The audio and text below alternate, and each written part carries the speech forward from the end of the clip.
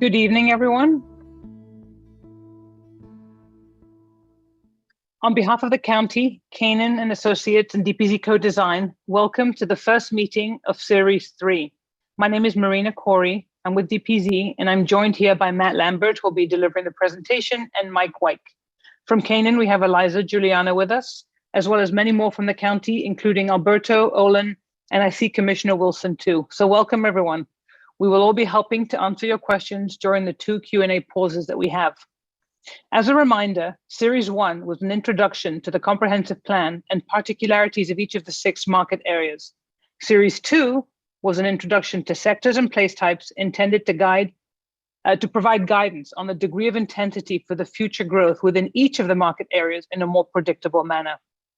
Series 3 is now about the zoning code, which supports the Vision 2050 comprehensive plan and actually provides the regulations for zoning controls to guide development and conservation.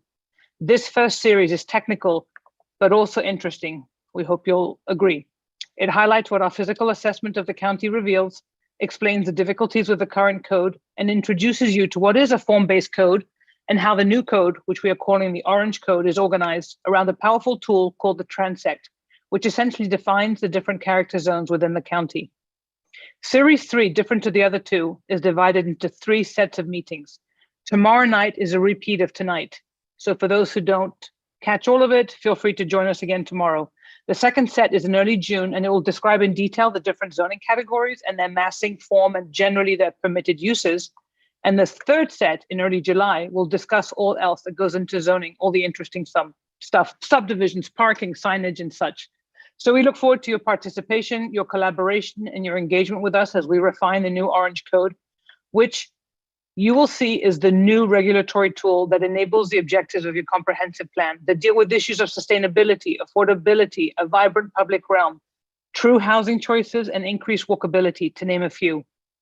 We are live streaming across many platforms and gathering questions in real time to answer at the end of the presentation and in the break as well. So please feel free to use the Q&A to put in some questions here, and also to write them in on Facebook and on YouTube.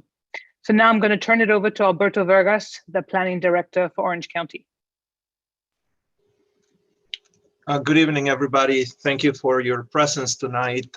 It is extremely valuable to us to continue to hear from those that are engaged in the process. As you know, and as Marina introduced, since last December to April of this year, we have been discussing the framework of the way Orange County Comp Plan is being reorganized into Vision 2050.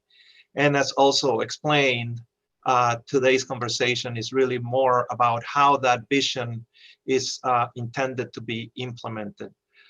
We need to continue to engage you as the stakeholders, as the local residents of Orange County, to continue to inform us about the changes that are happening and how they're affecting you and your overall concerns that you may continue to have, so that we continue to address them, not only as part of the vision, but as part of the regulations as well. As you know, our current code is very old, over 57 years old, and it is a conventional zoning structure. It's based on land uses, and this conventional zoning has sections and subsections that are devoted to land uses such as residential, industrial, commercial. But Orange Code recognizes that the county is very diverse. Not only in its topography, but also in the character of lifestyles, the development trends, and therefore it focuses more on the physical design of the built environment rather than the specific uses and the separations. And we'll hear quite a bit about that today and in the future meetings, where opportunities are provided to think about development really different than we have been thinking about it in the last 20, 30 years. We look at design solutions from a very different lens for the purpose of preserving or building great communities and neighborhoods that will be sustainable as we continue to grow in the future. So with that, I am going to recognize one more time Commissioner Nicole Wilson, who is with us tonight. There may be other commissioners that may be joining us, but just to give her an opportunity for any opening remarks. Commissioner, welcome, and thank you for your time tonight as well. Thank you so much, Alberto. Can you hear me okay? Very well.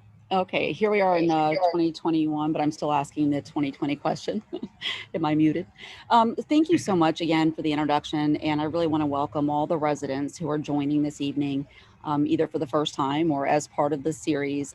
It's such an important part of the ongoing dialogue for the update to our comprehensive plan and to Orange Code. And I really believe that the community knows best what they need. So asking for the input is critical to empowering residents so that they can evaluate planning and code from their own lived experiences. So if you're a resident and you're tuning in, and if some of the things that we're talking about or that the experts here are talking about sound a little complex, you know what, hang in there, stay put. Continue the dialogue, call my office, email me. We will continue to talk about it because sometimes we really can break it down even further and get a better understanding of where you're coming from. I think it's critical that we continue to engage because what I hear from residents the most at my office is they're concerned about the changing character of where they live. So understanding that growth cannot be at the expense of our rivers, lakes, forests, and that we really need to codify and enforce, unpaved open spaces and passive recreation areas. So I look forward to seeing the ongoing conversation, and thank you so much again. Thank you, Commissioner. And with that, I'm going to turn it back over to Matt Lambert, who's going to lead us through tonight's presentation. Thank you, Matt. Thanks, Alberto. And well, luckily, on my first slide, Marina already covered this, so that's great. Although I will point out on the comment related to open space and passive recreation areas, those topics will be more central to the third set of meetings when we talk about site development. I will touch on it a little bit tonight, but just so you're aware, tonight we really provide a background and introduction to Orange Code, the why and what, covering very broad concepts. As mentioned, zoning can be very complex. Comprehensive plans can be very complex in the way they work together, and we're trying to break these things down into as digestible chunks as we can. But we understand that that a lot of these topics are new to people. So again, we'll look through this whole series. In the next pair of meetings, we'll look at the zoning districts that Orange Code is moving to. Specifically, which we're not going to get into today. Today we're talking about conceptual level issues, and then we'll get into site development, some division where we deal with open space. So to begin with, I just want to touch a couple points on Vision 2050 because this has been discussed in a number of previous meetings. In the first meeting series, Alberto gave a full overview of the comprehensive plan and the code. And in the second series of meetings, I introduced the concepts of sectors and place types, which are part of the comprehensive plan. Those connect directly to Orange Code. So Vision 2050, as a reminder, is an update of the overall comprehensive plan. And this is a document that sets countywide policies in many different situations, including, of course, growth and housing, as we'll talk about today, as well as infrastructure investments, economic development, and many other issues of countywide importance. In response to rapidly changing times, significant growth pressure, and an overall sentiment that growth over the past few decades has in many cases been detrimental to the character and function of the county, the comprehensive plan is undergoing a major change. A key change we'll discuss today is being proactive in controlling where future growth will occur and the form that it takes. A couple of survey results that Alberto shared before will be helpful for today's subject matter. This first survey will look at the results of indicates that few people really know or understand the comprehensive plan or the land development code, the zoning code, and that most people feel that new development is out of character with their neighborhood. And that really sets a strong basis for the direction of the comprehensive plan changes and the reason that we're discussing the specific concept level changes for Orange Code today. There's another survey that suggests strong goals of preserving rural lands, agricultural lands, and preserving existing neighborhoods, and to grow through filling in underdeveloped places in a manner that allows people to get around without a car should they choose to do so. And last, this survey was interesting as it indicated a preference for proximity of living, working, shopping, and recreation, along with the prior sentiments that were discussed. I just wanted to point to these. You may have heard them before, but they really do set a strong basis for the zoning code modifications. This is a slide from the last series. I just have a couple of these to give you that background. And it's upon these sentiments that we make these changes. The elements of sectors and place types which we presented in the last series are linked directly to Orange Code. And they work together to provide a vision for what places should become. And in Vision 2050, that's really about how growth and development can contribute to that vision through Orange Code. Just a note, you can get on the Vision 2050 website all the prior series of presentations.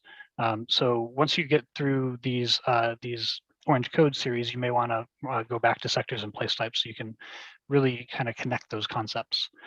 Now, for those of you who are unfamiliar with land development code or a zoning code, they're basically the same thing. It's a collection of regulations that control development on individual properties. This controls how large buildings can be, where they can be placed on a property, how much of that property can be covered in buildings and pavement, and the uses that are allowed within buildings and on properties, as well as the details related to those uses, like how much parking is required. As I discussed in the last set of presentations, Series 2, sectors are in the comprehensive plan, and they determine where and to what extent growth should occur. These are the sectors which cover very large areas of the county. And as sectors direct growth, the majority of all new growth is encouraged in targeted and intended sectors. And those are mostly on corridors that are highly trafficked and commercial, or intended are places that have already been approved. There's a different sector called the established sector, and that covers most of the existing neighborhoods. And while that area may see some growth as has naturally been occurring within the neighborhood over time, it's essentially unchanged in the neighborhood by Orange Code. Orange Code is not proposing major changes within those neighborhoods. But the targeted areas, which will see more rapid change, will be closely controlled by Orange Code to ensure a consistent and predictable outcome, a transition of height and use as development occurs near neighborhoods, and increasing opportunities for walking, rolling, and biking. Place types are the other thing that we talked about last time. These are more specific than sectors. These cover areas the size of, say, a neighborhood or the four corners of a major intersection that typically is made up of a collection of shopping centers. Place types direct the future character of these smaller areas across the county and are generally directed in terms of intensity according to the sectors. Whether a place should seriously intensify or not intensify much at all is in part directed by sectors in terms of the amount of change, and then by place types to determine the form that place should take in the future. Orange Code takes it from that point to the building. Place types are organized into four categories.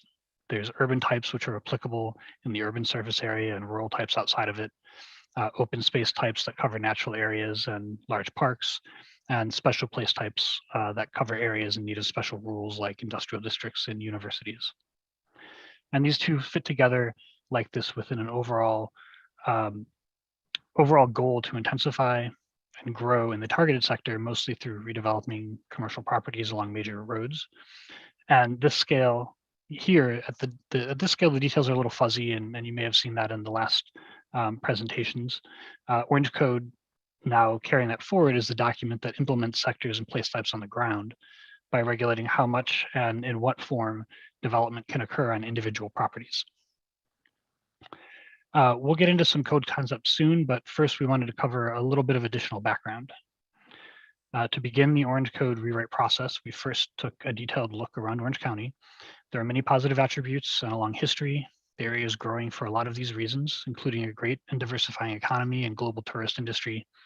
These are situated among a strong rural and agricultural heritage and a unique natural environment that offers plenty of opportunities for recreation as well as conservation. Because the county has grown consistently for quite some time, there are many models of successful traditional towns and new town development upon which to model future growth. And that growth is increasingly being serviced by diversifying transit options. But there are also a number of issues, of course. Decreasing affordability of housing is a big one. That's reflected in the lack of housing diversity through much of the county. And the pattern of past growth has also resulted in a loss of rural heritage while delivering places that are only accessible by the car. And once you're in a car, the post-1950s development pattern really results in a lot of traffic, and nobody appreciates that.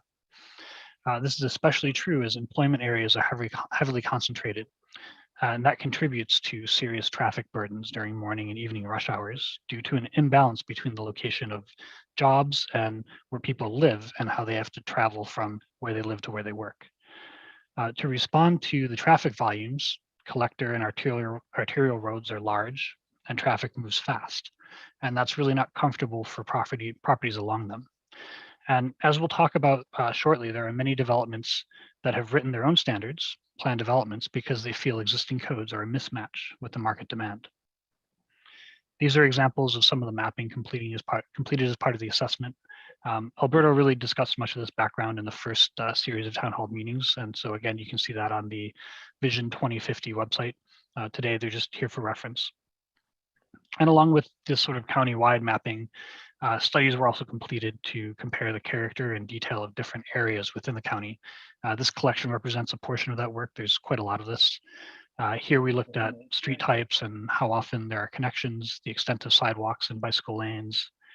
If there are clearly blocks, like an area that roughly has 4 streets around it at the edges, these sort of blocks of development as in traditional growth. And at what scale are the blocks?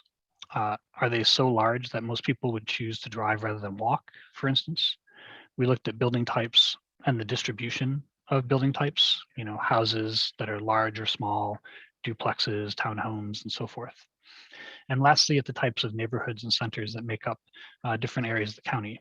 So overall, the physical assessment was aimed at describing Orange County from both a broad overall view and uncovering patterns of natural systems, commuting, housing diversity, and cost, and then at a closer view to identify differences in character, which are significant across the country.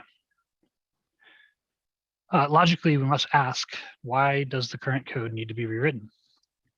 This infographic actually points out some of the very most important issues. The current code has about 1,200 pages of content. That's a ton of information to absorb. So far with Orange Code, we're coordinating with the comprehensive plan and still going through detailed finalization with public works and planning. But so far we're at about 300 pages in comparison to 1,200 pages.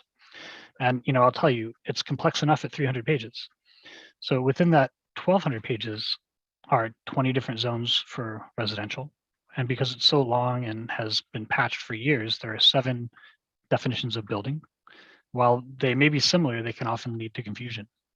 Do you need 11 different definitions of a person?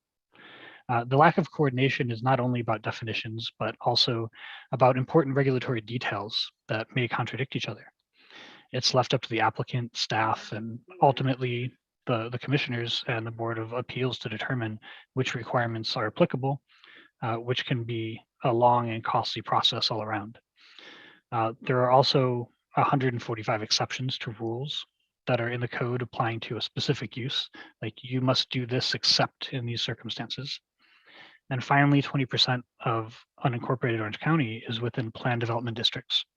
These are places that have written their own rules because the current code does not allow for places like Horizon West.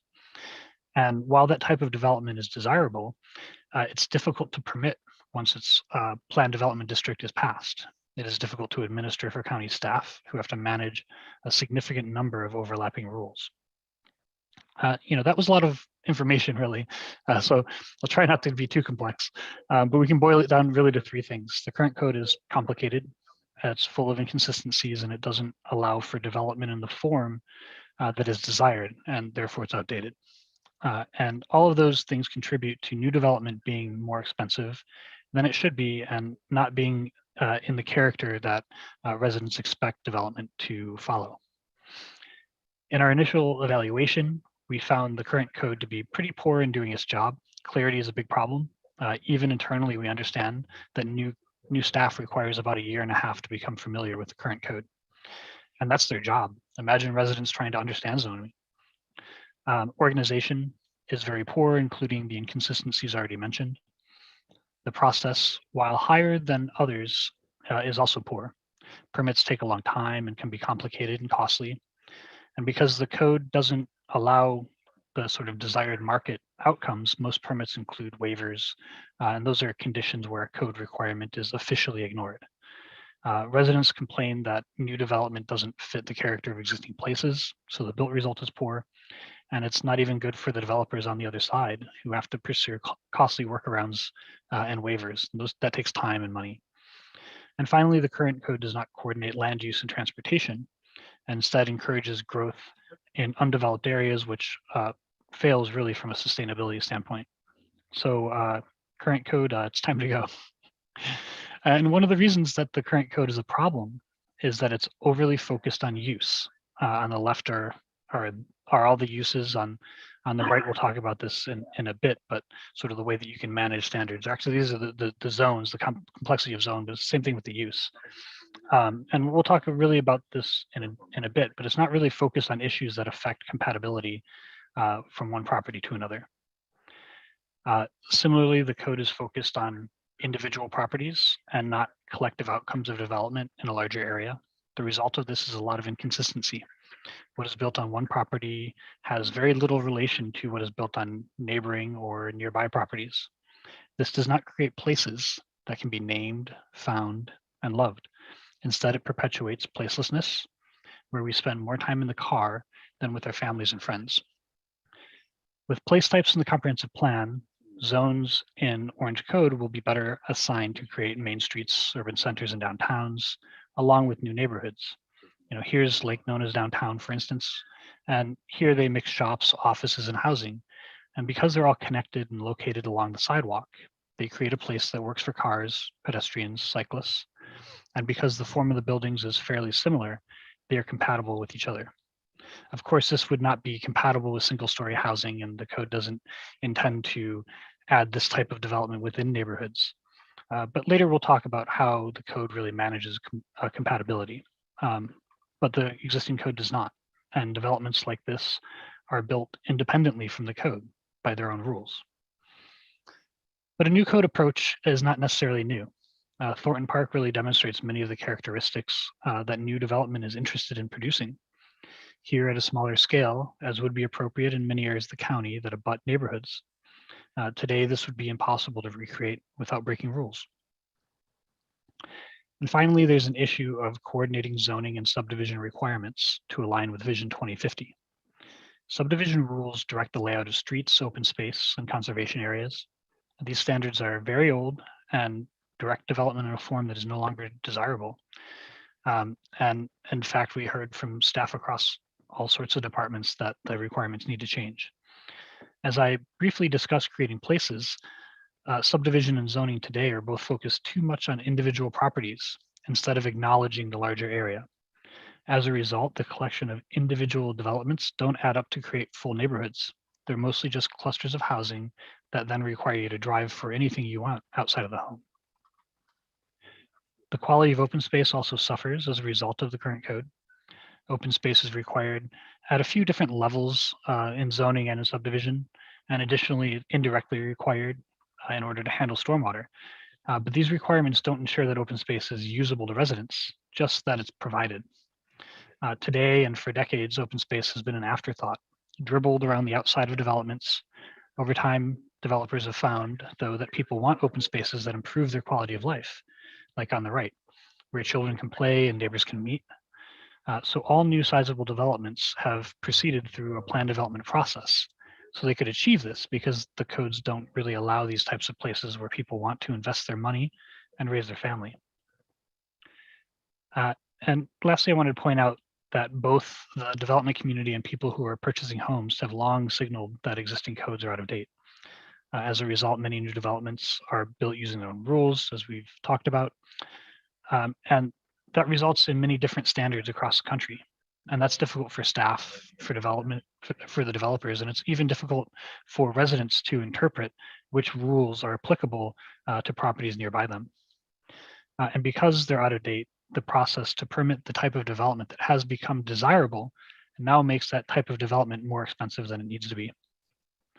Here's the map of those areas, about 470 planned developments. And notice that most are at the edges of already built areas. This map essentially shows that all new growth, as growth sort of has gone outward for a long time, that all new growth is opting out of the current code. And with each of those subject to their own new standards, there's just a serious lack of coordination. So right now, the future is being dictated one development at a time.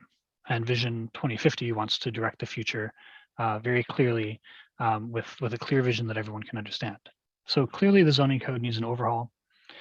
Orange Code, which is that needed overhaul, fundamentally reworks zoning and subdivision in order to increase predictability, meaning it's easier to understand what new development will look like, and to increase compatibility, meaning that new development is of a similar character to neighboring places and provides a meaningful transition if it is much different. It is also focused on making places among multiple properties and developments rather than isolated projects one at a time. As Vision 2050 is focused on infill development of existing commercial corridors and adding more diverse and affordable types of housing, the new Orange Code is designed to implement that vision. As I've discussed, it's aimed at being easier to comprehend for residents, the development community, and county leadership and staff. With a strong future vision within Vision 2050, Orange Code's able to be more streamlined and clear, directing development towards that future vision. So I'm going to actually pause now before we get into some of the details, just to see if you had any upfront questions, though some of those questions may be answered as we get through the next section. Thank you, Matt. I have a question for Alberto, and Alberto, I don't mean to put you on the spot, but before we begin, but I think Matt's last two slides struck a chord with me, showing the amount of development that's done through PDs, as we all know, and we know that it has caused issues. However, I've also seen PDs in Orange County that are, 50 pages long with lots of detailed regulations attached to them. And the reality is that some of those detailed regulations are addressing issues that are not addressed in the zoning code. They get to level of specificity, and in many times attach form standards to them. So I wanted to make a comment and then ask a question. So I would say that they recognize a lot of the elements that were missing in the code and have found their way now into the new code. That's probably the positive attributes of PDs. So, well, all this to say, I started thinking, do PDs help or hurt? We know that they are absolutely awful from an administrative standpoint because some are very well written and some are very poorly written, and there's no consistent standards amongst them. We think we've figured out a way to require the minimum level of impact or regulations required in Orange Code. But if you had to say PDs hurt or help, what would you say? So that's a very good question, Marina. So I'm just going to go ahead and make a very specific distinction, because as most of staff present in today's town hall knows, the PD process is pretty much negotiated with one exception. And the exception is for those intended, as we continue to get ourselves used to the nomenclature of intended sectors, including Horizon West, for those communities that have already a vision associated to them, and quite a bit of history of development, they begin to perform with the requirement of a PD, but it's directly linked to that particular community and the regulations that implement the series of neighborhoods and communities within Horizon West and other intended communities that have already been adopted. Innovation Way, including Sunbridge, and other communities that are in the making right now. So setting that aside, I believe that your question directly relates to the fact of the surprise element associated to a PD. They are unpredictable to a certain degree because it is a process that is negotiated, if you would, when the developer, the consultants submit a specific application to Orange County. We begin to unveil and better understand the intended development program.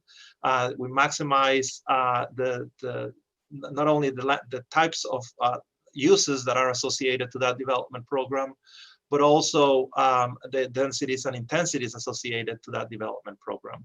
And then they wave away from the existing current code, which would require their implementation of that particular development program a certain way that is inconsistent to the intended development of that community that's in front of us.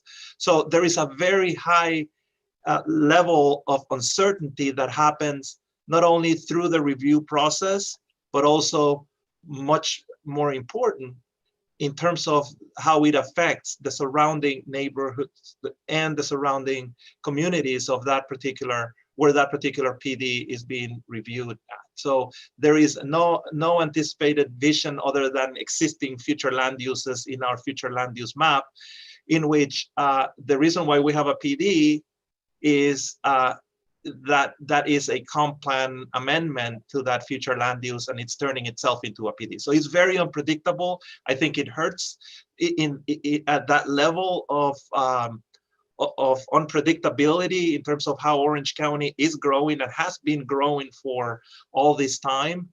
And I believe Vision 2050 will begin to address a much more accurate, focused vision as to where growth will happen in the county. Hopefully that answers the question. Yeah, yes, it does. Alberto, thank you. I think the level of uncertainty and unpredictability really underpins this entire effort. I see that Commissioner Wilson has her hand up. So I wanted to. I do have a comment on that topic, but I'll give Commissioner Wilson the Sorry, floor it's actually first. it was such a quick follow-up question to Marina's question, and in Alberto, just to kind of clarify further, when the when you talk about intended growth outside of those areas, who is intending, or what was the intent? That word is kind of amorphous for me, so I just wanted to identify what that intent is, because a lot of times residents move to an area where something was zoned rural or agricultural, so it's not their intent, and the urban boundary is still very clear when they go to look up where that is, so that doesn't look like that intent. So in order to kind of understand and explain it, if we could clarify what that means. Thank you so much. Sure, Commissioner. Let me go ahead and just address it from Vision 2050's perspective. As you know, we have started to put together the vision map. And the vision map is composed of all the sectors that are part of that vision map. One specific sector that we collectively recognize that needs to be identified, incorporated in the vision, but really set aside from trying to move away from all of the entire process of entitlements that those communities went through at a certain period of time.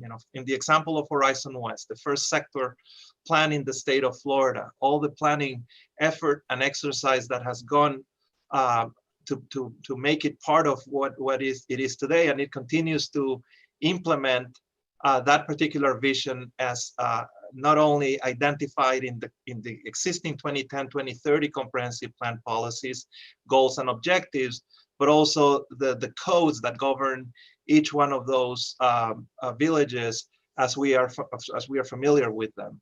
So what we decided to do, just as the example of Horizon West, other communities that have gone through that level of entitlement process and exercise, including Avalon Park, for example. I mentioned Innovation Way with Sunbridge and Camino Real. Lake Pickett is another one. this particular review process and adoption process of the policies and the comprehensive plan took years and years, and the code that is, because we were short of an updated code at the time of that process, each one of those communities carry their own code that implements the specific vision of the community. So we decided to call those sectors intended for that purpose. So we recognize them, we're putting them aside, and Vision 2050 integrates them in the overall vision of how we're growing for the next 30 years, but we're not modifying, changing the policy or creating new regulations for those particular communities. So Thank Marina, you. you know, I do see where you said good or bad is an interesting question, because there's also you know, along with the bad and you know, there's a good and bad of revealing issues with the way things may have been done in one place or another, and especially adjacencies. But also, you know, on the good side, they've sort of signaled that the market doesn't want what the code has to offer. And a lot of times when we go into code rewrites, that question turns around saying, well, you know, does the market really want this? And I think they've made that clear. But I think it even goes a step beyond that, Matt. It's, yes, the market doesn't want it, but also the existing code isn't ready. It doesn't have the tools necessary to meet what the market needs. But there are some PDs that try to just skirt around the issues and go to the most baseline set of regulations. Like even some PDs aren't good enough, right? So they're also not providing what the market wants, but they're finding ways around the code, which doesn't serve anyone well. That is Okay. correct. And Marina, before we keep going, Yeah. I would like to recognize Commissioner Moore, who joined us. She was not here at the introduction, but she's here with us today, or tonight. And Commissioner, welcome, and thank you for your time tonight as well. Thank you. It's great that we have many commissioners on this very important topic. You know, we always like to say that the code is the most obvious tool in which to change the way you develop in the most comprehensive manner possible. So we really value your participation and your attendance, because it is a tricky thing to know and understand, but it does. We think it'll be very helpful for you down the line. I had another question for Matt, but let me just let me talk a little bit about these questions first that people are posing, and then I'll go back to the question that Matt, a question I have for Matt. I'm actually going to direct the next one to Eliza, which is has to do with Pine Hills. There's two questions on Pine Hill. I'm going to combine them, Eliza, and maybe direct them to you. Is the Pine Hill community considered an established sector? And can the county see the needs of Pine Hill, that the Pine Hill needs a look through a tighter lens of development and obviously through zoning? So could you want to address that a little bit? Sure. So Pine Hills is a fairly large area, and on our current maps, it's a mix of established and intended sector. So that means that portions of it would be intended to essentially maintain their existing character, and portions of it would be planned for redevelopment, which is consistent with plans that have been in the works for a long time for Pine Hills, as well as what we've heard over time from the community in terms of wanting to see redevelopment. And I think that's the thrust of one of these questions here, is there's a desire among certainly certain folks within the Pine Hills area to see some positive new development coming in, and absolutely the designation of an intended sector, as well as the application of the code that would follow on that, would encourage positive new development within Pine Hills. In addition, there's going to be some particular attention to this area as part of an upcoming design and coding charrette that we're doing as part of the coding process, that's going to specifically look at a portion of the Pine Hills area, particularly Pine Hills and Silver Star. Great, thank you. The you know, Alberto touched on this, you touched on this, the idea that some of the legacy of development in Orange County is obviously being carried forth, because these are projects that have development permits and that are under construction, and those will move forward under the standards of the old code. But everything but anything that doesn't have a development permit will be permitted under the new code. One one thing I wanted Matt to talk about just very briefly, because I'm sure it'll be addressed in series in the meetings 3 and 4. But because you touch, Matt, on the physical assessment we did of the county and talked about the positive and negative attributes. One thing we didn't talk about was the deep dive we did into the existing code standards, because we aren't coding a greenfield site, right? So people have vested rights, people have development rights, and we really did spend time sort of trying to document your DNA. What can we extract from what's permitted, and how do we reshape that in a better manner? So Matt, are you talking about synoptic surveys in this one, or in the next one, or in the next series? Yeah, that'll be in the next series. Today, we'll be getting into form-based codes in general, urban development ordinances, and how the transect helps us produce compatible places.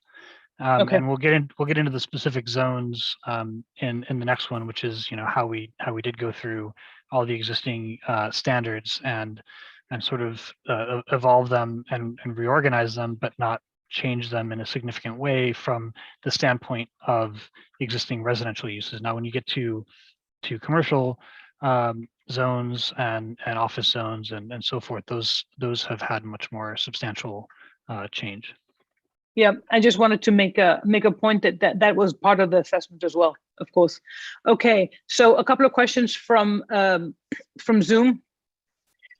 Transportation by cars is a mess and getting worse. What are the future plans? I think I'll let Matt address that, but we did cover that in series 2. Yeah, and I know I'll mention it a couple times when we go through the second half of this presentation, but there are a few pieces of this. I did mention the fact that that there's a concentration of jobs in certain areas, and housing is not near the areas where jobs are located, and so that has a big influence on it. There's also a lot of land that has been developed in a manner with roads that are disconnected and larger lots, so you have to drive further to get to places, which means that there's just more people on the road. They sort of concentrate in this fashion. The way old codes were written was to sort of think of cars like a tree, and you're trying to get everybody from the branches to a central arterial, and what that does is it creates a lot of traffic. And we've learned over the years that networks of streets function much better. Networks of streets that don't only require a car also give you different options, but it's not only that, it's this transportation plus land use connection, where you also need the use of land, which means, do you have housing? At what intensity? Are there services that you need on a daily basis nearby? Are there potentially jobs nearby? And when you start to distribute those more evenly in places across the county, then you have the opportunity to sort of change what the patterns are. That doesn't mean that if the, say, shopping center at the major intersection near your house is redeveloped to be something that's more like a mixed use walkable place, which is sort of the intention in the vision plan. That doesn't mean that you would find a job there necessarily, but some people would, and they wouldn't be on that same commuting route that you would be on. And then the last piece of it is being efficient with public transportation. And a pattern of relatively low intensity single family development is really incompatible with public transportation. And so much of the goal of looking at these major intersections for mixed use centers and these corridors for more housing is really in support of making public transportation function optimally, and eventually therefore also get enough funding to upgrade, and all these sorts of things that we want to see out of transportation. We can't really achieve that with a pattern of development that isn't supportive of transportation. Great, thank you. There's one very good question here that someone asked, which I can answer in one word, which I like, which is, will all properties in the county be rezoned when Orange Code is adopted, or will we property owners be required to rezone ourselves? I like what the new code offers, but I don't think I should be made to apply for rezoning. So that's a very good question, and the reality is, yes, there will be a direct translation of what the old zoning code was and what the new code is now going to be that's applied on your property, and you will not be required to seek a rezoning. That's not to say that if someone doesn't want to rezone their property if they are in the right sector, that they can't then follow the same process that a rezoning would require. We'll hopefully streamlined a little bit through this new code, but you won't have to rezone. It's a little more than one word. Yes was the answer I was going for. Alberto, this is a question for you. How is the new code incorporating the Right to Clean Water Charter Amendment? So we have quite a bit of an analysis going on right now in terms of from EPD as well as utilities, the analysis of how we are growing in Orange County, existing impacts that we have in terms of the relationship to growth, and how we're going to create much more specific policies and strategies to preserve the quality of water and the quantity of water that's needed for the county's growth. So we have a pending conversation right now and coordination with those two specific divisions, and we're heading in front of the Board of County Commissioners with those challenges that we recognize. Those are challenges. Water, in terms of how it directly ties to the growth patterns that we have, is going to be identified as an opportunity and challenges of growth, and that's happening in June 1st. At the BCC special workshop that's been scheduled between 9 a.m. and 12 p.m. in the afternoon. Okay. No, Marina, there was a question also from Commissioner Moore in the chat, which is, can we give a more detailed description of an inhospitable collector road and possible remedies to make them more hospitable? And what we mean by a roadway being inhospitable for the uses along the edges of it is that you may notice the larger the road is, the further buildings end up being set back from them, and the less you see people walking or biking using any mode that's not a car. And those environments are also not very good for public transportation. When cars move very, very fast, that is directly incompatible with the speed that pedestrians move and bicycles move. The sort of change in thinking from a transportation standpoint is to consider the speed that different roadways users move at a different point in time to consider how to compatibly build a roadway.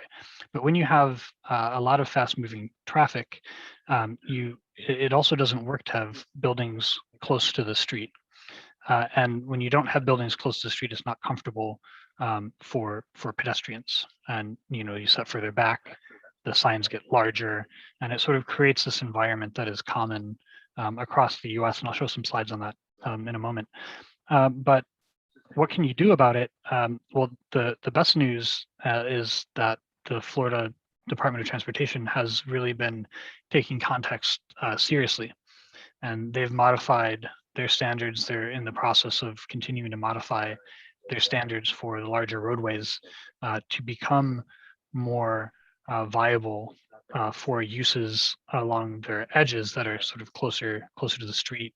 And those uses also use land more efficiently. There's great opportunities for infill to absorb growth in existing areas and not growing outside, and to support transportation, biking, and walking. But you can't do that along a street that is really just focused on moving vehicles. But of course, part of that is dealing with the issues that we talked about before, about a network of streets and having patterns that are not just sort of the AM commute and PM commute patterns to help distribute traffic, so that both the roadway can respond more sympathetically to uses on its edges, like you see in downtowns and main streets and so forth, but also not to overload it unnecessarily with traffic. Thank you, Matt. I think I'm going to ask one more question so that we give enough time for the second session, and then whatever we don't answer here, we will answer at the end of the presentation. But this one is also an interesting one. I'm going to direct it to Alberto. But it says, any code is worthless if it's not enforced, like in Wedgefield. You need more experienced and educated code enforcers.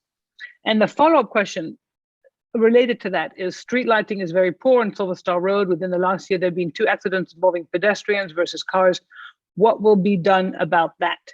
Well, the street lighting could be met because it has to do with different, you need pedestrian scaled lighting and vehicular scaled lighting. But do you want to talk a little bit about code enforcement, Alberto? Sure. 100% in agreement regarding when codes are not enforced, communities suffer from it. Again, knowing what the rules are, not only for the existing character, preservation of existing character of the neighborhood environment is vital. It's very important for those residents within the neighborhood itself. So we are, and I think the department itself of that is within the neighborhoods, as well as code enforcement, is in the process of restructuring itself to create a lot more engagement and awareness of not necessarily the stick side of enforcement, but also the carrot side, which is about education and about making sure that the rules are followed.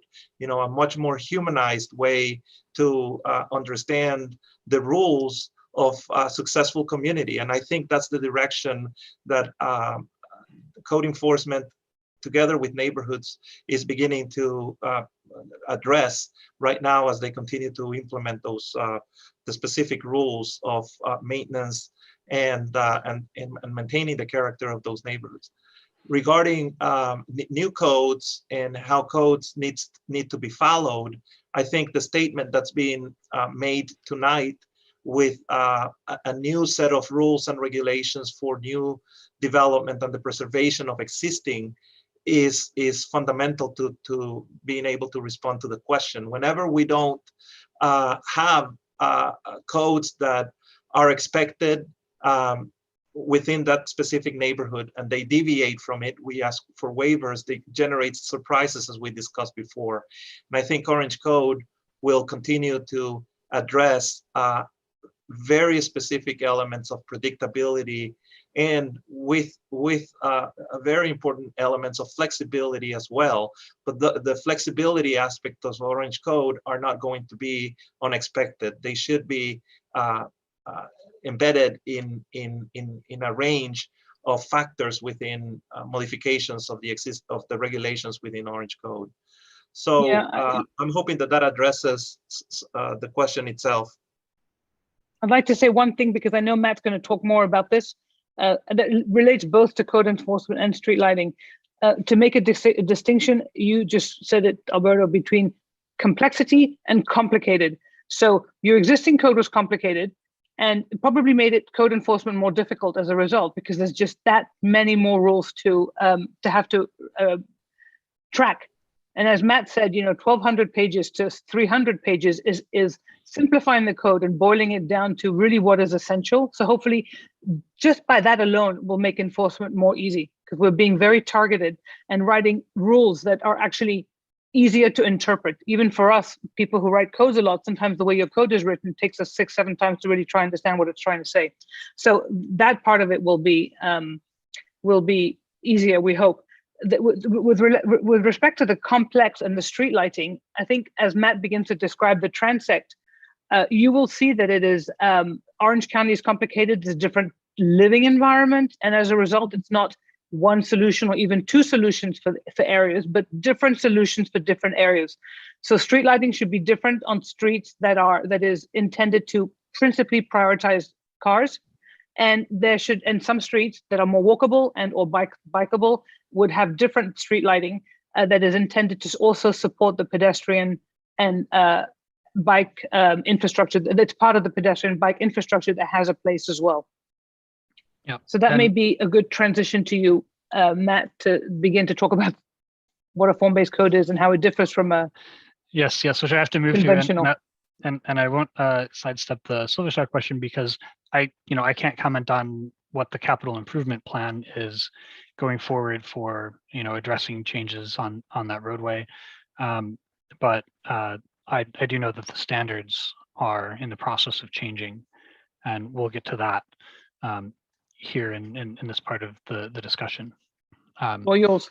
Thank you. So diving in, now we're going to look at how Orange Code differs from the current zoning code and subdivision standards. Not getting into specifics in this meeting, as we've said, there's more meetings planned to dive in.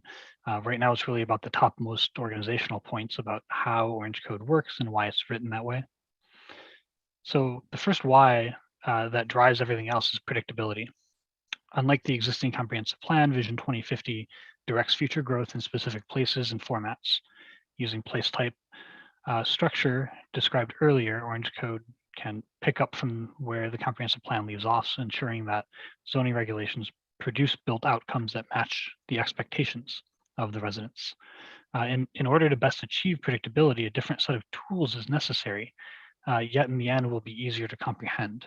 And if neighbors, owners, and developers all know what to expect, outcome of development's really not a mystery. So current zoning has little concern with the form of buildings, rather the use and density or even the amount of commercial building area that are allowed is the primary way that development is regulated. There's some elements of form like setbacks and building height that are regulated, but they're an afterthought. And a setback being how far a building has to be pushed back into the site from a road or a property line. A form-based code, however, begins with the form of the building first, ensuring that building setbacks and heights are similar. Are the buildings close to the street? How close? Are they of a similar scale? And also that there are frequent entries along the sidewalk. It really pays attention to the experience of being a person on the street.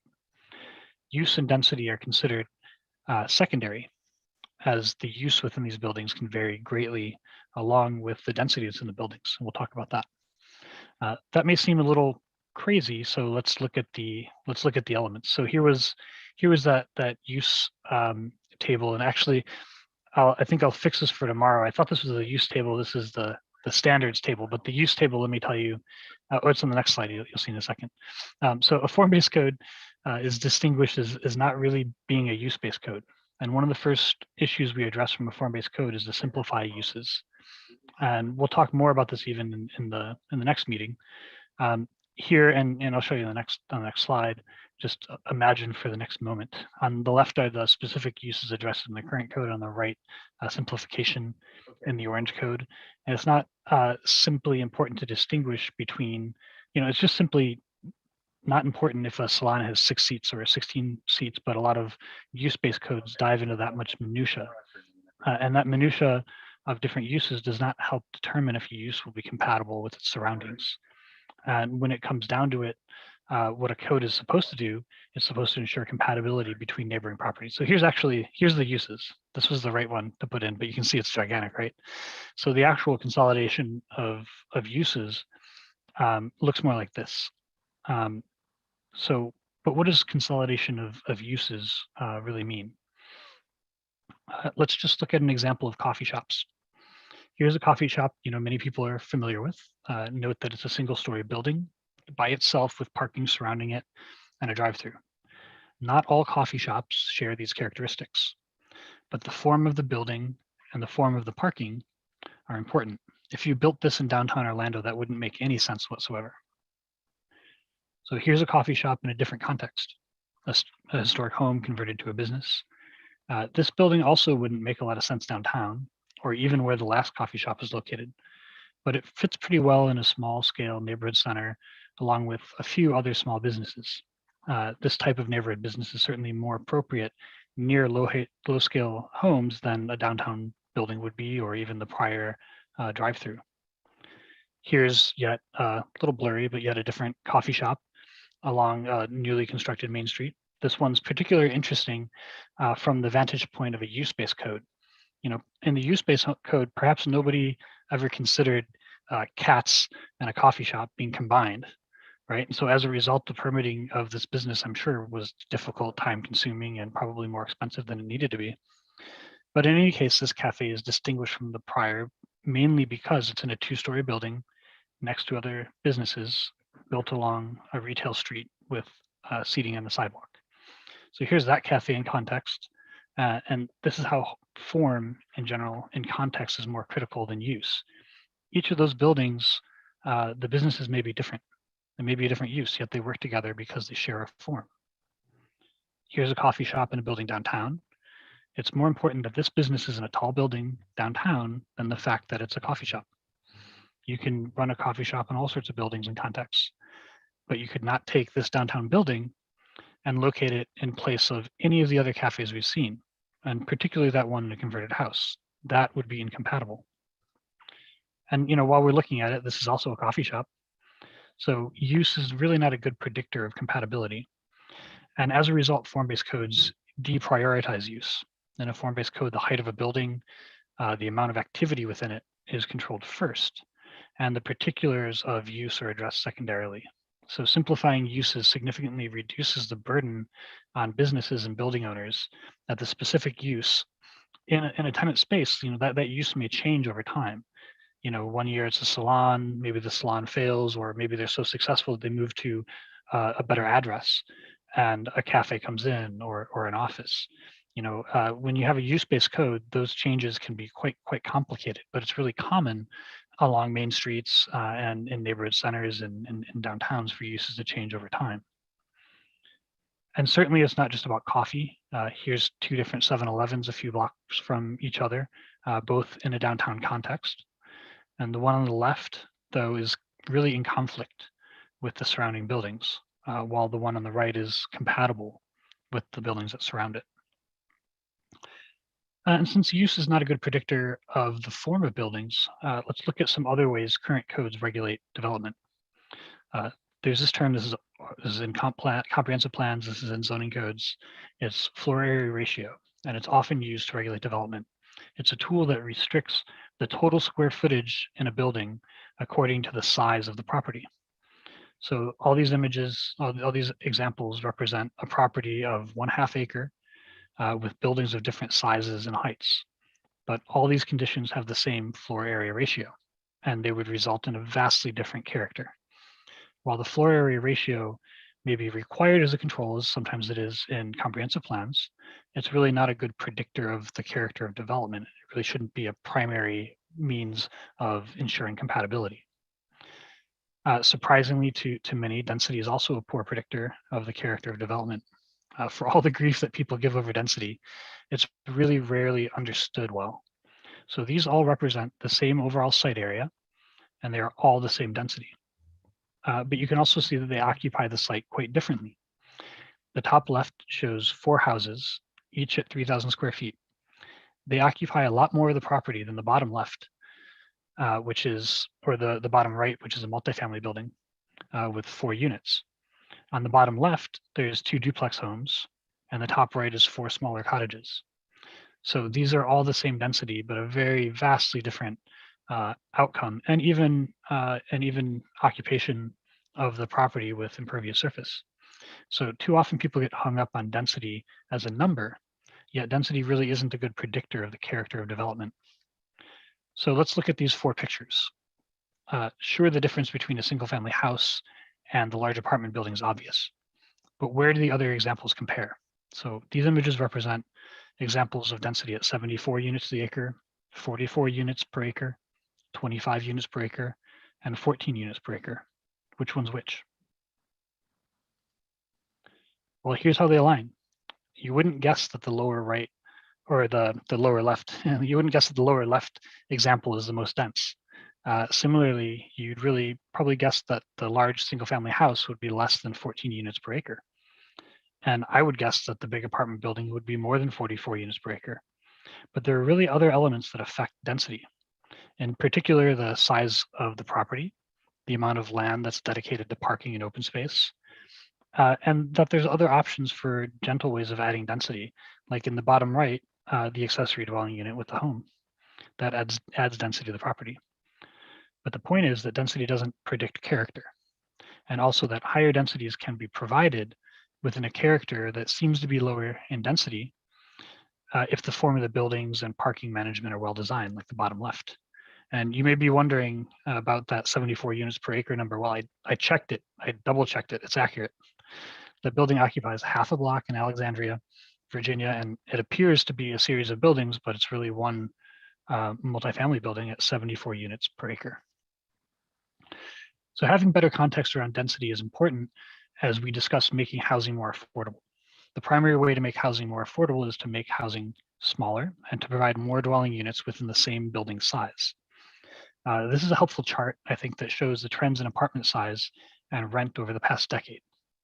Of course, the price has been going up, just like all housing prices have been going up. But the key here is that the size is trending down. The size of units of apartments is trending down. And so this has a major implication on density restrictions.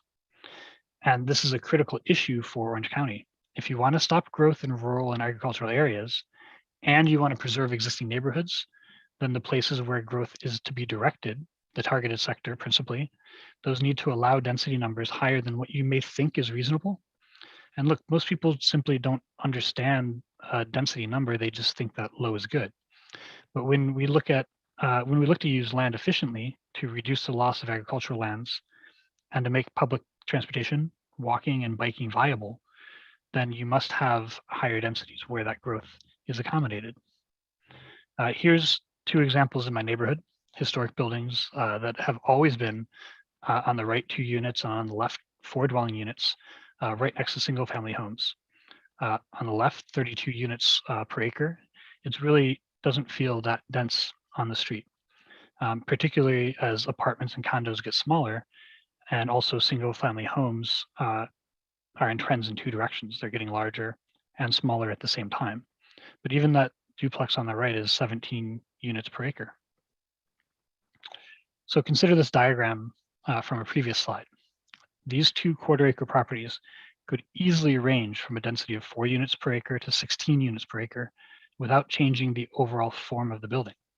The same amount of yard space, the same setback distance from streets and side property lines, the same height. The only real difference would be a few more cars to park. However, larger homes have more cars per dwelling than smaller apartments.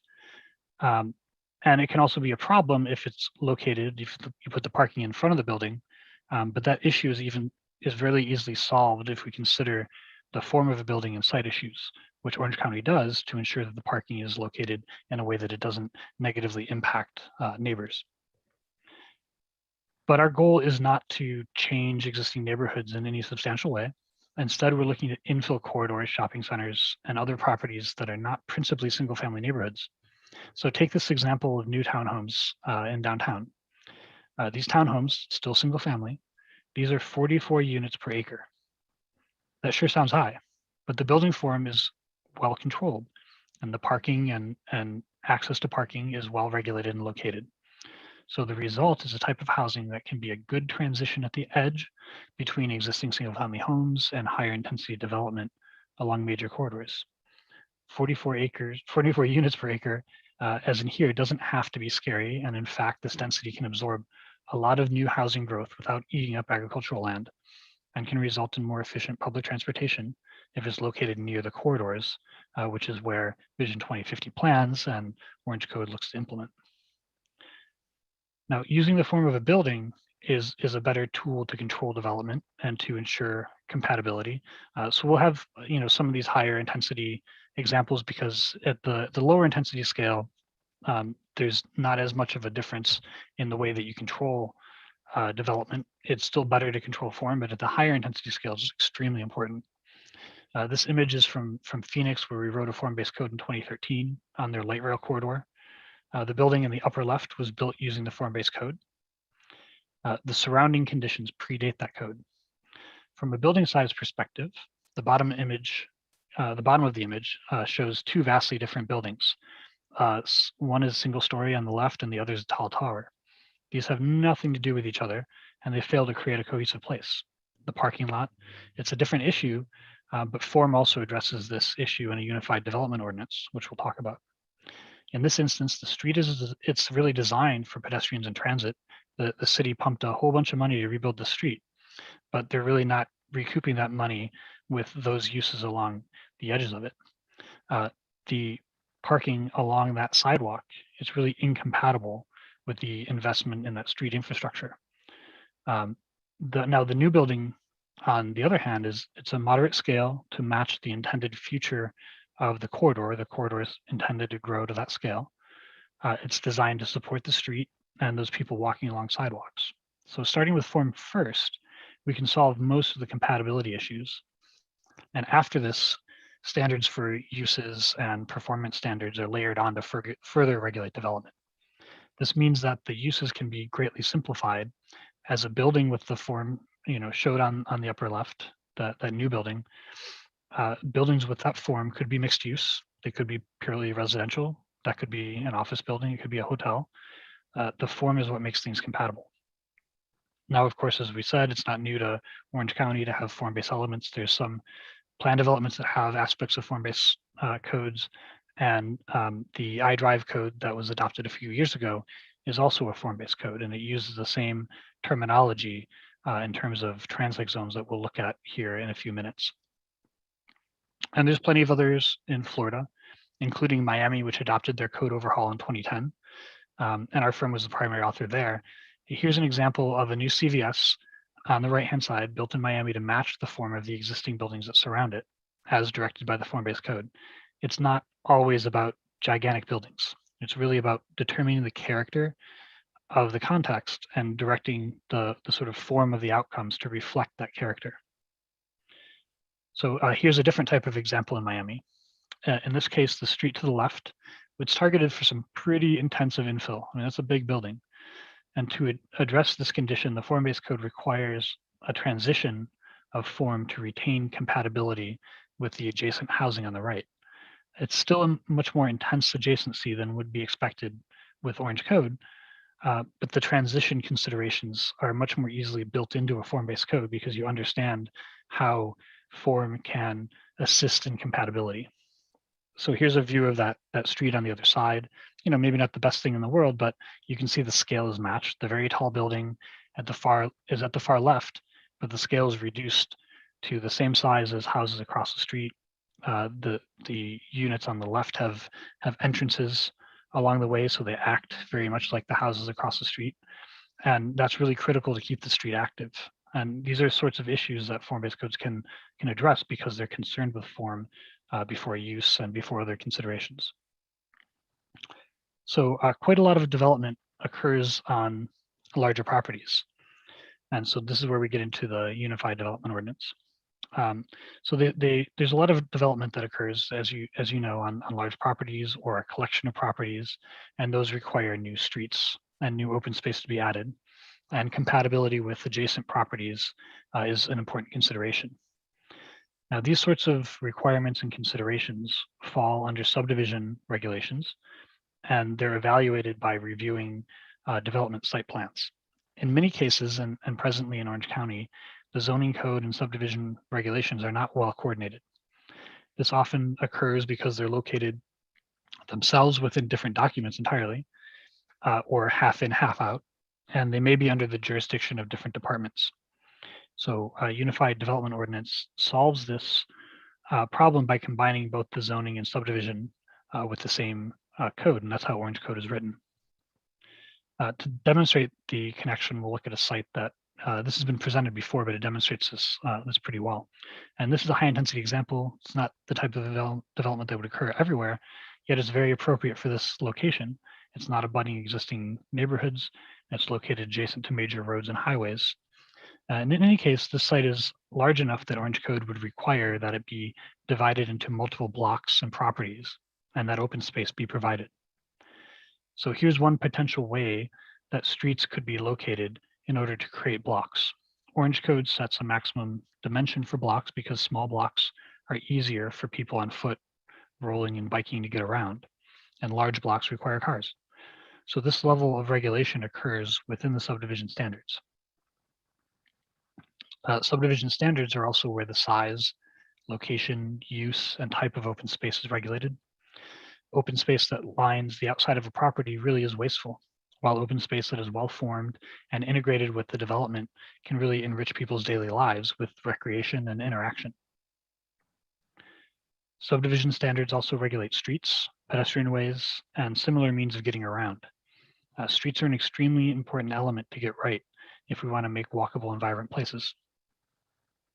And finally, the buildings, and this is where zoning and subdivision meet each other. In a unified development ordinance, all of these stages are considered together and coordinated. Blocks are not complete without buildings, and buildings need blocks to be located within. And as you might imagine, the details of a street should change in relationship to the scale and the use of buildings along it.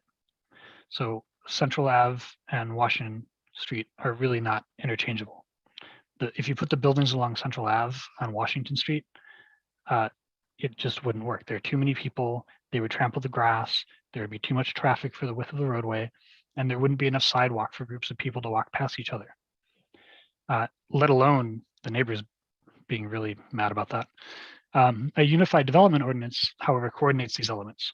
And next we'll look at the tool that Orange Code uses to coordinate buildings, infrastructure, and open space. And that's the transect. It's a wonky word, I know, but it's something that you'll just need to become familiar with. The transect really is the way that compatibility can be coordinated between different intensities of development and between private development, infrastructure, and public investments.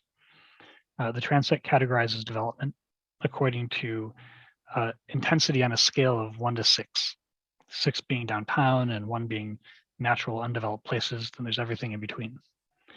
Don't worry, we'll get into this. But we call these transect zones, and they're the basis for Orange Code's new zones. We'll talk about this in detail in the next meeting. But from least developed to most developed, there's T1 for natural lands, T2 for rural and agricultural lands, T3 for suburban single-family areas principally, T4 for areas that are essentially on the edge of single-family neighborhoods and the edge of centers. They're really connectors, and those include a variety of different types of houses. T5 for centers like main streets or small downtown areas, like the scale of Winter Park, for example. And then T6 for really intensive areas like downtown Orlando.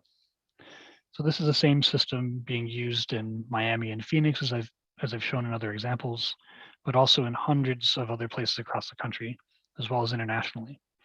In a county like Orange County that has rural concerns, we've applied this in Doñana County, New Mexico. The transect zones there are used to regulate development in the city, as well as many towns and suburbs, and the rural environment that has small hamlets and agricultural lands. However, I'm not suggesting that it would result in Miami or Phoenix or Las Cruces. Rather, it's the basis of categorizing compatibility, the details of which have been adjusted to match conditions in Orange County, as Marina brought up earlier. As a categorization system, though, the transect helps to coordinate the transition of scale and intensity from more intense places like downtowns to less intense places like neighborhoods and eventually the rural and natural areas.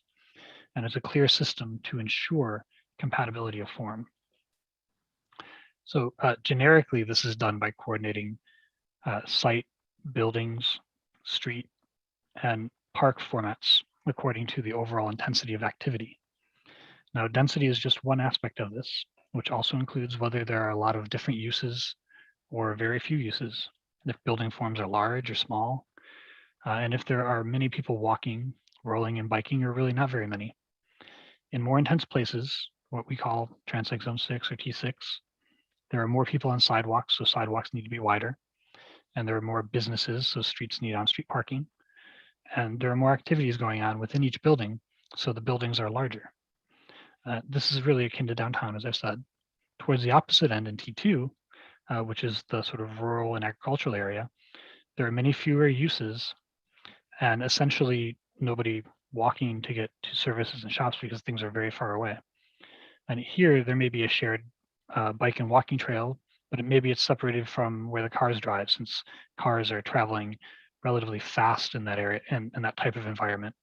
and being a little bit further away as a cyclist or a pedestrian is safer and more comfortable. Here, buildings are lower in height and located much further from roads. And so all along the spectrum, from the rural areas to downtowns, the details of sites, buildings, streets, and open spaces change. To further address common reactions that a lot of people say, well, that's a generic system. We should look at how other places might be categorized this way. Across the US, as well as outside of the US, we can use the transect to describe the differences throughout cities and regions. The system also crosses cultural boundaries. All cities really have downtowns and neighborhoods, and the neighborhoods near the downtown tend to be more intensive than those neighborhoods that are further away from the downtown. I've certainly experienced this in Tokyo and Singapore as clearly as in Orlando downtown and Winter Park. The transect's been used in zoning in recent decades in order to coordinate all of these details of growth. And that stands in opposition to today's zoning, which has no means of determining compatibility or coordinating between infrastructure and buildings. In fact, it's today's zoning that is generic. It's a system that began principally after World War II, and it's been replicated across the United States without regard for local history and regional variation in building techniques or climate. Every culture builds cities which vary in intensity from areas of high activity to areas of low activity. And the transect really captures this reality and allows us to align zoning with human traditions of cities, towns, and rural areas. Here was a comment on the streets. Here's what today's zoning produces. Should Orange County, Florida be the same as Orange County, California, and Houston and the suburbs of Detroit? We could easily do the same comparison for residential areas as well, whether they're single family or multifamily. It's really kind of the same across the US. And today's zoning is generic and has made most places in the country look just like each other. Sure, some places require more expensive landscaping, but they're all really the same. And none of this works for people who are walking, rolling, biking, or using public transportation. It really only works for people driving. But back to the transect, let's really close by walking a little more slowly through the different transect zones. T1, this is reserved for natural areas. In most cases, these areas are preserves with no human presence, such as the many wetland systems in the county. However, there are other cases where T1 may be used for large county parklands, like Wekiwa Springs State Park, for example. T1 really is the most restrictive zone, with essentially no building permitted aside from park structures and buildings necessary for utilities. T2 is next to this. This is for rural areas that are principally in pastoral or agricultural use. Of course, this also includes homes on very, very large properties, but that's really what's common in the rural landscape. T2 has an interesting diversity of uses, and that's necessary for productive use of agricultural and pastoral lands. They're not just housing, they're actually working places, and those uses that are necessary to support that economy. Building here is generally low in scale. It occupies a minuscule amount of any property, and because the properties are so large, though, destinations are very far away, so walking and biking is typically recreational rather than for transportation. And as a result, roads are oriented more towards cars and trucks than towards people walking and cycling. T3 is for suburban, which are particularly, they're principally areas of single family housing. Here, buildings are generally low in scale and set relatively far back from the street. Sidewalks here should be present because there's people walking, but they don't need to be all that wide, since only a small portion of daily trips are taken by foot, usually for recreation. But the area between the sidewalk and the pavement of the street where the cars are, here it can be wider to allow for larger street trees to shade the streets and the sidewalks to reduce the heat radiated by the pavement, because there's a lot of pavement for area for each house. And because most trips are taken by the car, streets are slightly more balanced for the car than other users, but bicycle access is really increasingly important. There may be some on-street parking, but usually this is mostly used by visitors and younger family members, as most parking is managed by garages and in driveways. Into T4, this includes a mix of housing at different intensities, from smaller single-family homes to townhomes and small and medium-sized multifamily buildings. It may also include some small businesses like a salon or a law office. Because there are more people, sidewalks in T4 are wider and on-street parking is common. The space between the sidewalk and the streets where the cars are often includes a little bit more paving to allow people to access parked cars without trampling the grass and destroying it. Because there's more people and more bikes, the streets need to be slower, and the balance is about equal between the roadway users, pedestrians and cyclists and cars. And buildings here are a little bit taller than T3, and they're also closer to the sidewalk. And they take up more of their property than they do in T3. Now T5 is much like Winter Park's downtown.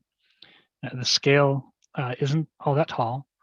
It's not like downtown Orlando, but there's a wide variety of uses that are all mixed together, and that includes housing. Because there are so many people on the sidewalks and biking, the design of streets here has to be oriented more towards those users than the cars. On-street parking is an important part of the zone, and sidewalks are very wide, and really there typically isn't any grass along the side of them because it would be trampled or collect garbage.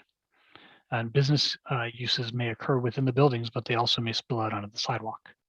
And in these environments, buildings are located right up to the edge of the sidewalk, and they occupy most of their properties. And then finally, there's T6. These are the most intensive places like downtown Orlando. And I won't go into the details like the others because it's pretty clear, but I'll note that this zone is not necessarily intended to be widely used in the county. Rather, it's principally targeted to iDrive and a few other much more target intense areas. And iDrive already has a form-based code that uses a transect and T6. Now back to the roads thing, to further prove that the transect is being broadly adopted as a responsible zoning and planning tool, just look no further than Florida Department of Transportation.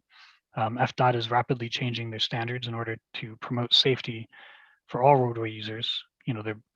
They've been called out for not being safe for pedestrians and cyclists. So they've really taken it to heart, and they're promoting safety for all users, freight users, drivers, walkers, rollers, bikers. And in order to coordinate the design of streets with the intensity of buildings and uses, they've also adopted the transect. Orange Code plugs directly into the system to ensure that state and county roads, as well as new local roads built by developers, are all aligned with the intensity of buildings and uses and the predominant mode that people use to get around. And in C6, which is the same as our T6, over here on the right, there's a whole wide variety of ways people get around, and there's less variety over on the left as we get to the lower transect zones. Here's a diagram we've used for many years to explain this. As buildings get larger and include more uses, sidewalks need to get wider, and the whole area needs to manage more people walking. It's really that simple. And I always find this to be one of the most accessible ways of conceptualizing how the transect coordinates multiple details of buildings, site design, and streets. You can think about street lighting like this as well.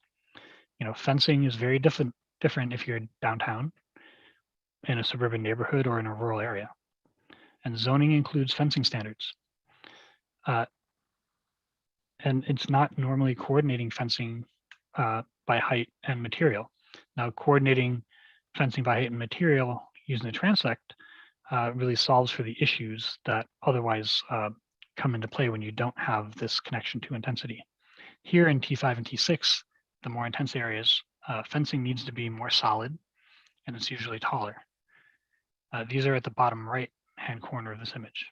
In suburban areas, fencing should be fairly transparent and low when it's along the street, but it may be taller and more solid along the side and rear edges of property. And then in rural areas, fencing is really more functional than it is decorative. And lastly, I'll point out the easiest way to conceptualize the transect's role in ensuring compatibility. That is in conditions that are clearly miscoordinated, otherwise known as transect violations. So here's a perfect example in Orlando. The building on the right would be considered in a transect zone 6, T6, and the building on the left in T3. T6 should not be directly adjacent to T3. They're incompatible. And the transect clearly identifies the incompatibility of the situation. From a code perspective, we can clearly ensure that this is not allowed. And in order to pass something like this through a variance, the argument would have to be very, very compelling with significant community support for it, because the transect is all about compatibility. Of course, where you have the same zone, you have compatibility, whether the use is similar or not. While most of these buildings are mixed use, they could easily differ in use as long as their form remains similar. Well, that's what we're really going to get into in this meeting. I wanted to keep it high level so that we can dive into the details with a strong understanding in the next meetings. We'll take attendee questions in a moment and for the rest of the time that we have available. But please note again that there will be 2 more sets of Orange Code meetings to dive further into these details. And the last item before questions is a call to stay involved and get your neighbors and friends involved as well. As always, the Vision 2050 website is where you'll find more information on the comprehensive plan and Orange Code, meeting recordings and surveys, and finally to further questions. Thank you, Matt. I'm going to ask you one question because it relates, the first question I'm going to ask you relates specifically to the last 2 set of slides you showed on incompatible and compatible uses. And the question is, as it relates to unincorporated Orange County, as developers begin to plan and build, what changes can be expected in established neighborhoods? And there was a question about what kind of use and density, particularly use, is the use based on community need or the developer business desired area? Well, those are two very different questions. You know, the first, but they deal with compatibility. They both deal with compatibility. Well, okay. Well, the first in terms of existing neighborhoods, and we're normally talking about existing single family areas. There's not much change anticipated through the code. I'd say the one difference between existing residential and our T3 zones, which is what would be mapped there, is that we do pay a little more close attention to how parking is managed in new development, so that parking is less impactful to, say, sidewalks and neighbors than it may have been previously. But otherwise, in terms of setbacks and building heights, all those details are intended to be similar to the current situation. The other question, Marina, I think that's really a difficult one, because we're talking about market conditions and so forth. Now, in part, what the code can do to address concerns is ensure that there is not a direct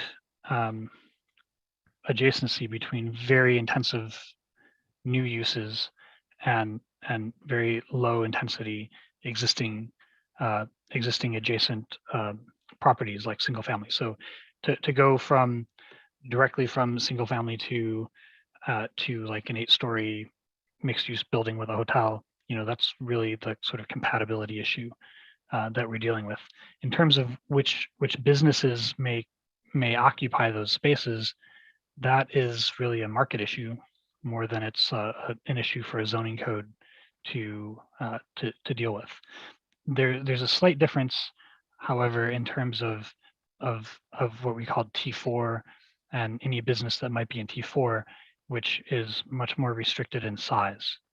But once you get into T5, and if you deal with any of the business of commercial leasing, it's a tough game, and a developer is not going to build space they can't lease, but they're not really, while you can attempt to attract good retailers, new retailers that are desirable for the neighborhood, it's a much more complex topic, and those users change over time. So, that part of the question is not as related to the sort of compatibility piece. Now, of course, there's still all the same use restrictions about, about adult businesses and all the liquor laws are the same and all that sort of stuff doesn't go away.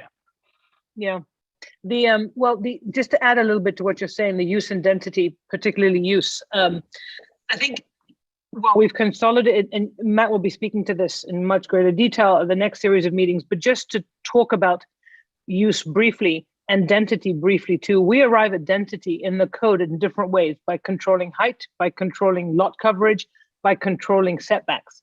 So it's not as if density goes away and nothing can happen, but form is controlled in a different, more predictable, more easily understood manner, so that you all within your own neighborhood will quickly understand whether you have maybe only single family detached housings types within them, duplexes, the small triplexes maybe in single family, but that have separations between them, or is it appropriate to allow for townhouses in this neighborhood or beginning of attached townhouses? So we're going to be much more prescriptive about the type of buildings that are allowed, and that's related to use. But we also like to say that the size of the building impacts the uses that are allowed within them. So small scale buildings are only compatible with the types of uses that fit within the envelope of the small scale uses. Medium sized buildings will take slightly more additional uses. Maybe that's where you begin to introduce some commercial at a higher intensity. So Matt showed, for example, the little coffee shop that would be appropriate on a corner lot of a single family residential unit, versus I was recently in Kansas City and I was in this 3-story coffee shop, which was fantastic, where there was cafe on the ground floor, a roasting on the second floor, and sort of a restaurant on the third floor. So different uses can fit in different scale buildings, and it's very important to know where you allocate them. And so what the transect does so well is allocate the intensity of the use to certain areas, whether it's a low intensity or high intensity. I guess we'll leave it at that for the uses and density, unless Alberto or Eliza or Greg or anybody else has a comment on it. One more thing on there, which is that in T3, which is really what's applied to most existing neighborhood fabric, in T3 is not a place where we let anything go. Neither is T4.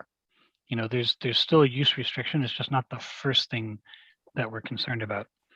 In T3, you basically don't have any non-residential uses aside from home occupations that might be allowed, and dealing with COVID, there's a lot of change that's happened there, and also with things like churches and schools that you don't restrict from being in that environment, but otherwise that is a strictly residential zone, and T4 is principally residential zone as well, and that's really the majority of what would almost everything that would touch existing neighborhoods. Okay, thank you, Matt. The next question, I'm taking this a little bit out of order, but since we're speaking about what housing types and use types, I'm going to direct this question to Eliza. Because we hear this question everywhere we go, do the surveys show that families and people really want to live in these high density multi-unit dwellings? I don't know too many people that really want to live that way.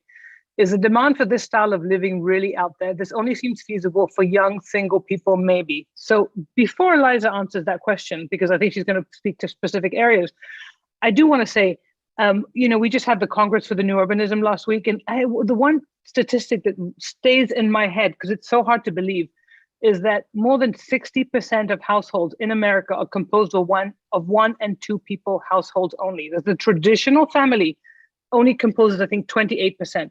So it's not only young single people who want to live in high-rise buildings, but it's also the elderly or people who are downsizing, empty nesters. And I'm seeing it in my own neighborhood. Once the kids go off to college, they're heading downtown because they want to be where the action is too, so they can walk to restaurants, walk to bars, and all of that. So because household size is shrinking, the variety of different building types that are offered need to begin to match that. And there is a real mismatch between the housing types that are being offered and what people want.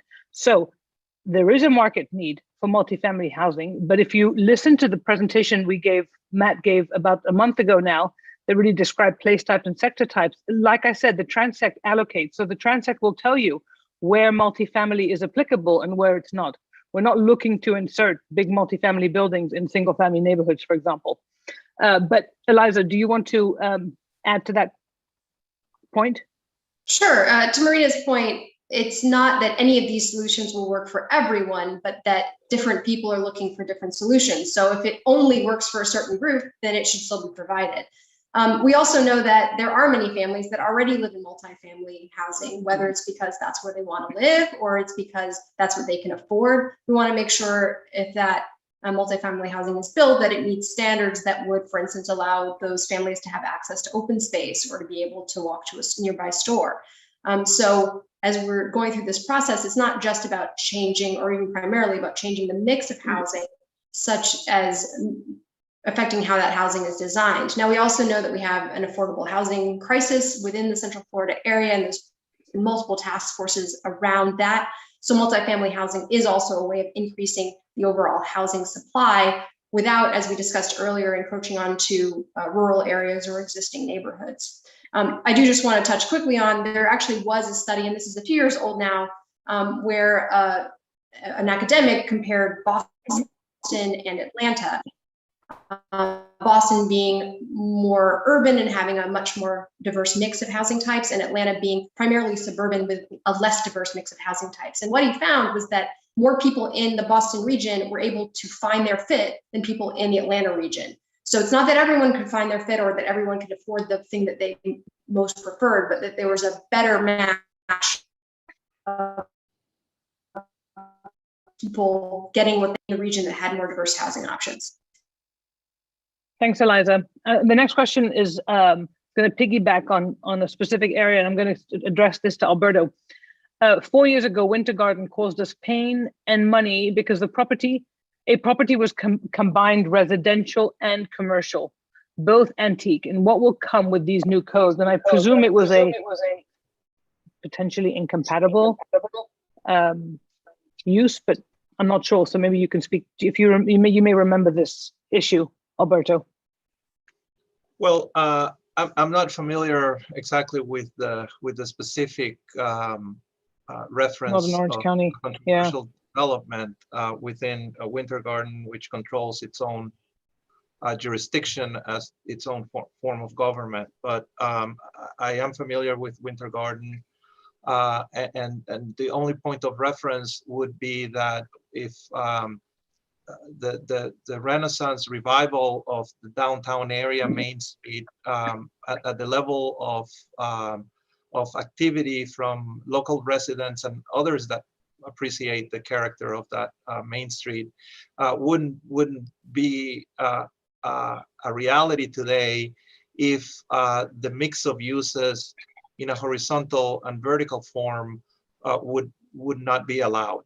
So when we speak of place types of places that represent a town center or a neighborhood center, it is indicative of this type of mixes of environments and experiences as well.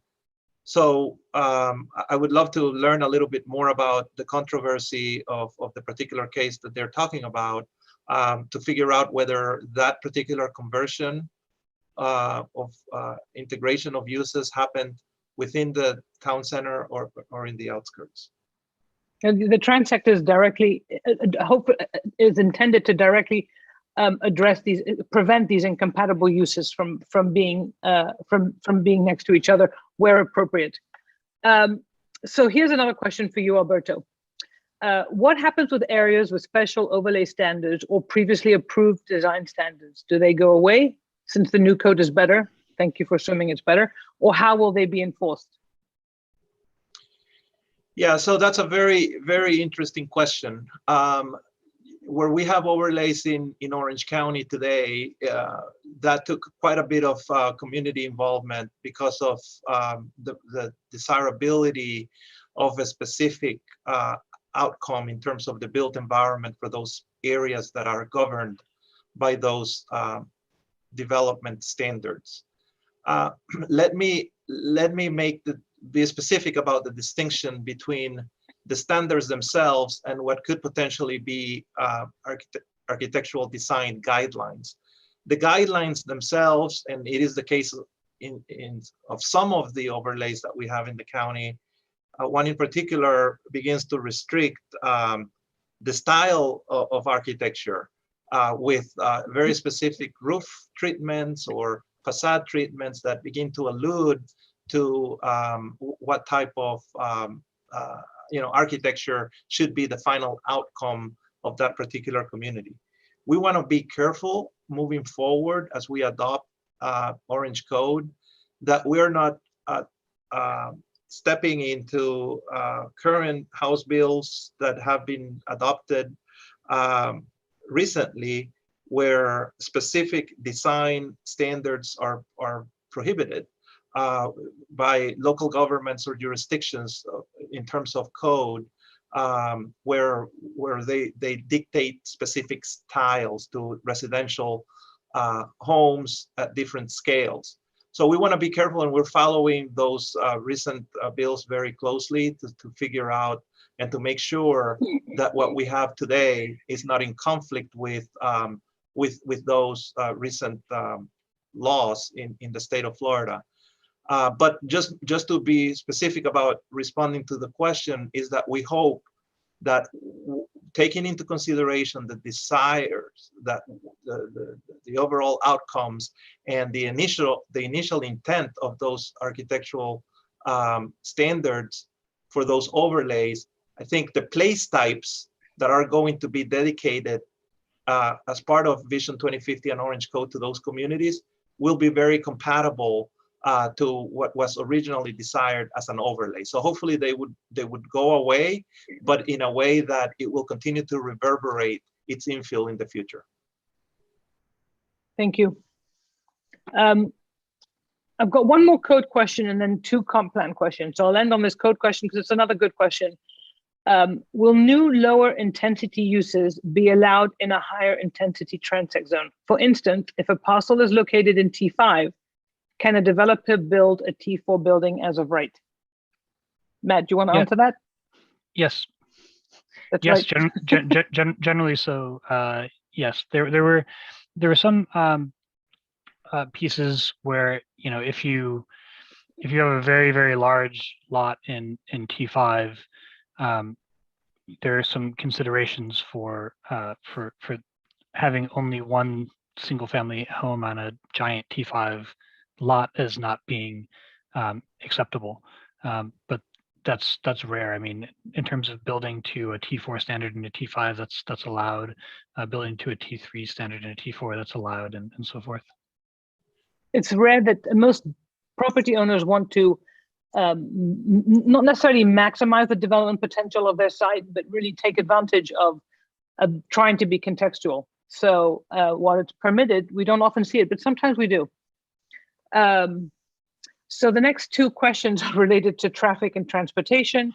And I do want to say that Matt addressed it in his previous presentation, but since we have 5 more minutes left, I'll give you both Matt and Alberto an opportunity to speak about this. What considerations related to traffic growth and flow are being considered for major corridors in the Pine Hills area, i.e. Pine Hills Road, West Colonial Drive, Silver Star Road? Roads are heavily traveled currently. What will it look like in the 2050 vision plan? Alberto, you may want to talk a little bit about that one since it's very place specific. Sure. So, and I'll let Matt on to the next. Yeah. So when we and I would like to also give the opportunity to Mr. Renzo Nastasi, the transportation planning manager, who is with us as part of this panel today as well, to address some of what's in the works today for those specific areas. I'm just going to allude to, again, place types and how we're now considering corridors to be part of land uses in Vision 2050. When we talk about Pine Hills and Silver Star general intersection, there's been past exercises and studies and engagements with the community that generated vision plans for how that area should transform over time. We're taking all of those standalone vision plans and are integrating them into these places that are going to be regulated in order, and they will belong not only in the new comprehensive plan as the place types, but also how those particular place types bridge over to Orange Code in order to implement that vision. We are having a special area study in the near future here within the next several weeks, where we're going to be conducting an exercise about the existing conditions of those suburban corridors and how we see those evolving as we continue to grow in the next 30 years. But Renzo, do you want to add anything to those specific corridors? I think they also added Colonial Drive, Hiawassee, and others. Sure, and thank you for the question. So in regards to Pine Hills Road, we actually have just recently completed a study. Originally, the concept there was to widen the road to 4 lanes. However, after spending a lot of time with the community, the 4-laning of Pine Hills Road was really dismissed. And what we're proceeding with is more of a pedestrian-friendly type of corridor. So we're going to keep the road as a 2-lane road, but adding a lot of pedestrian amenities with a multi-purpose path, landscaping, and consolidating some of the driveways along the roadway. So I think this really fits into the conversation that's been ongoing here.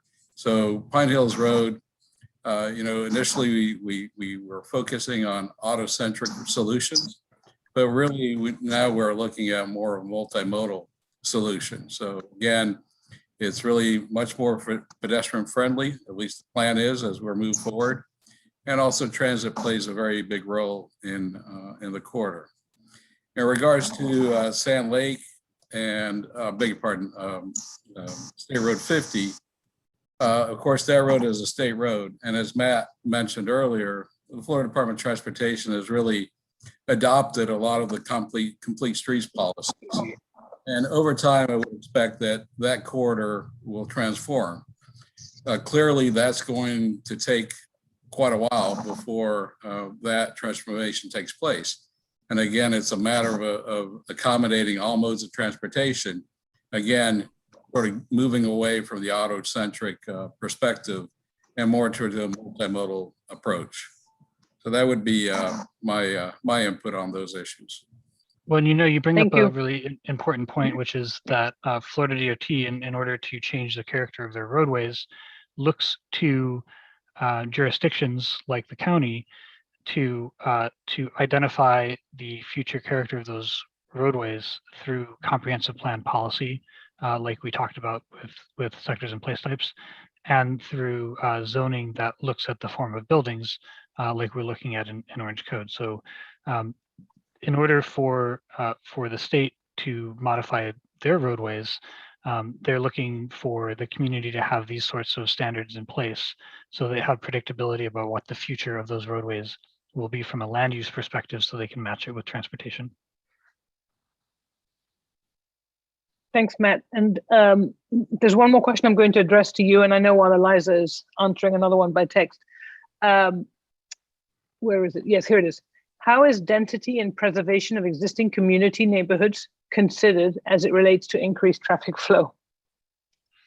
Well, the goal in the end, well, one with existing communities is not really significantly changing much of anything, except for, obviously improvements that you need in the comprehensive plan to roads, to walkability, to access to parks.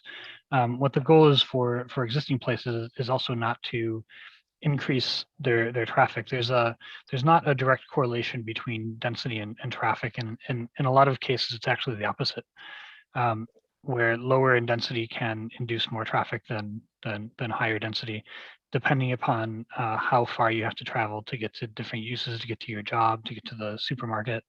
And so by looking at infill and major nodes on existing roadways and adding people there, that actually has the opportunity to remove traffic from the roadways that otherwise would have occurred.